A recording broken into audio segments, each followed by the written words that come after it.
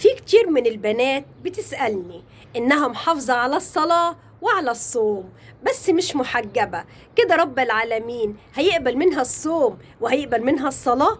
أيوة إن شاء الله هيقبل منك الصيام والصلاة وجميع الأعمال الصالحة. رب العباد ما بيظلمش حد.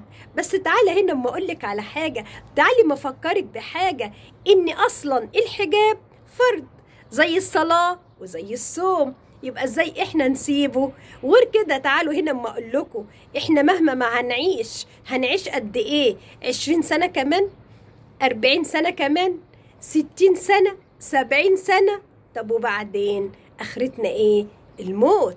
طب وبعدين لما نموت ونروح عند رب العباد نقول له ايه؟ نقول له احنا فرطنا في فرض كان مفروض علينا زي الصيام وزي الصلاة؟ لا ابدا. فكروا كويس تاني وراجعوا نفسيكم.